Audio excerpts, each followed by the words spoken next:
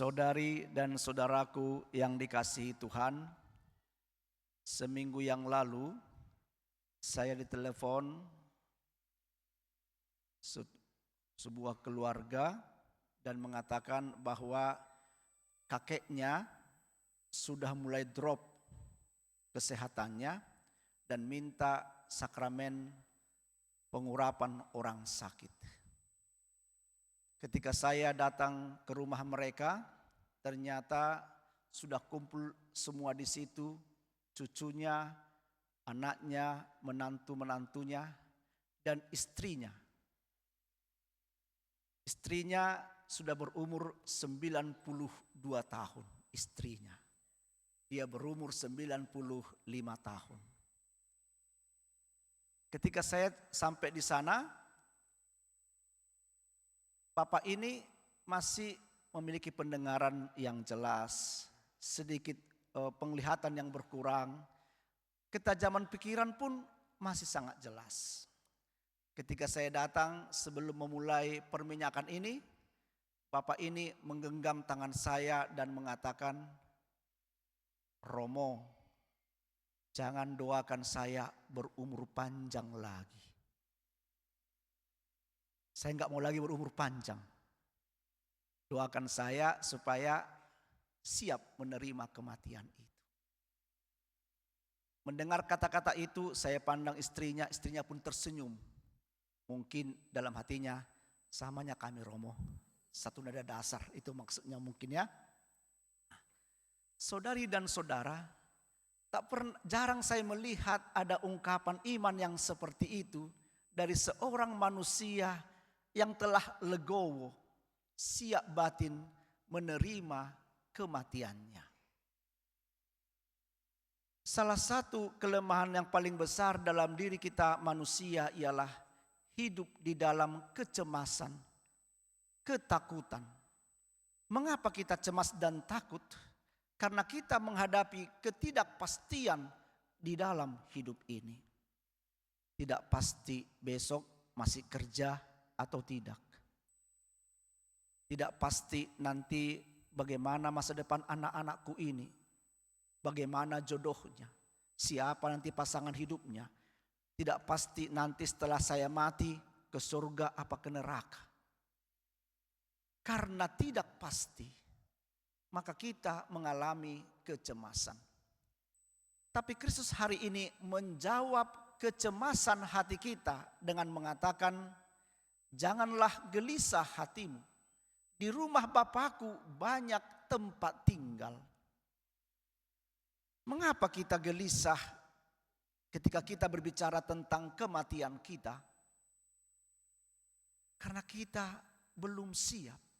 Karena kita masih melekat kepada hal-hal yang begitu menawarkan kenikmatan selama kita di dunia ini. Kita masih menikmati indahnya persahabatan, indahnya cinta. Masih bisa menikmati indahnya alam semesta ini, jalan kemana-mana, semua serba indah. Masih terasa nikmat.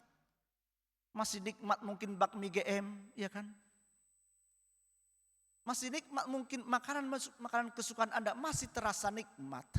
Sehingga ketika Anda dipanggil untuk kepada kematian, meninggalkan segalanya itu, kita takut, kita cemas.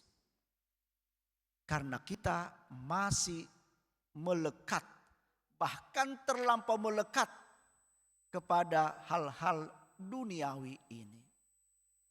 Maka Kristus mengatakan, karena banyak tempat disediakan Bapa kepada kita, maka jangan takut, semua kita nanti akan dapat tempat. Tak ada yang bangku tempel itu, semua dapat, nyaman. Asal kita mau mengikuti hidup seperti yang Kristus hidupi. Akulah jalan, akulah kebenaran, akulah hidup, kata Yesus. Dialah memang satu-satunya jalan. Mengapa? Karena dari berbagai tokoh agama dalam sejarah hidup kita di bumi ini, hanya Kristus satu-satunya tokoh agama yang mati dan hidup kembali. Belum pernah ada tokoh-tokoh agama lain yang menunjukkan sespektakuler seperti itu yang dihidupi oleh Yesus. Dia mati dan hidup kembali. Maka dialah jalan. Dialah kebenaran itu dan dialah hidup. Kristus telah menunjukkan jalan kepada kita bahwa hidup kita ini bukan kesia-siaan. Hidupilah hidup Anda dengan penuh syukur, dengan penuh cinta, penuh ketulusan. Maka hidup yang sesungguhnya, hidup yang kekal akan disediakan bagi kita seperti Kristus telah menunjukkannya, mendapatkannya, dan menunjukkannya kepada kita.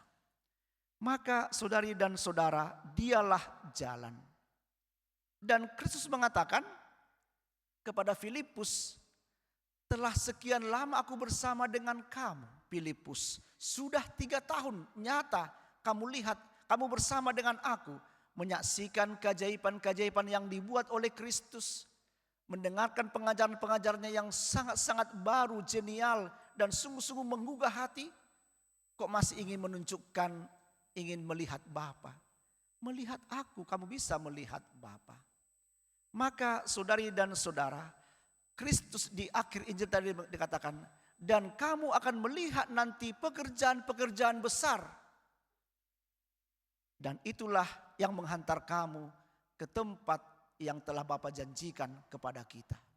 Apa itu pekerjaan-pekerjaan besar itu? Kristus telah memulai pekerjaan itu di dunia ini 2000 tahun yang lalu. Membuat keajaiban, mengajarkan kasih, mencintai musuh, mengampuni. Itu pekerjaan besar. Tapi pekerjaan-pekerjaan yang paling besar nanti yang diharapkan Tuhan untuk kita buat di dunia ini ialah merubah dunia ini menjadi selaras dengan Allah. Itulah pekerjaan-pekerjaan yang paling besar yang diberikan oleh Kristus kepada kita.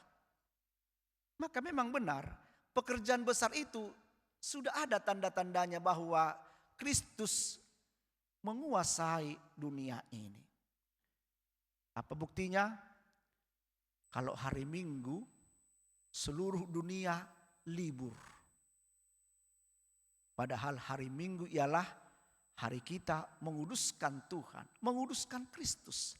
Itulah pekerjaan besar kita orang-orang Kristiani. Kita juga bisa mengajarkan hal-hal besar kepada dunia ini ketika kita mengajarkan pengampunan, mengajarkan pelayanan penuh kasih. Ketika Paus Leo ke-14 berani menegur presiden yang paling berkuasa di dunia ini, itulah pekerjaan besar. Yang bisa kita saksikan bahwa jangan pernah kalah kerakusan, penindasan. Kebenaran harus tetap ditegakkan. Hak asasi manusia harus tetap ditegakkan. Dan banyak orang mengagumi itu, mengakui itu, mendukung paus kita. Nah inilah saudari dan saudara yang dinanti oleh Kristus dari kita melaksanakan pekerjaan-pekerjaan besar itu. Pekerjaan-pekerjaan besar itu tidak berarti hebat sekali nampak dilihat orang banyak. Pekerjaan-pekerjaan besar ialah ketika nampaknya hal itu jarang dikerjakan oleh orang, tapi kita mengerjakannya dengan cara tulus dan elegan. Menjadi pribadi yang sabar di tengah-tengah berlalu lintas. Menjadi pribadi yang mudah mendengarkan orang, tidak mendominasi pembicaraan, tidak mendominasi kelompok. Itu pekerjaan-pekerjaan besar yang mampu melawan arus kebiasaan dunia saat ini. Maka kalau kita mampu melaksanakannya, ketika tiba ajal kita akan berani berkata seperti si kakek tadi yang menerima perminyakan itu. I am coming Tuhan. Saya menerima kematianku. Amin.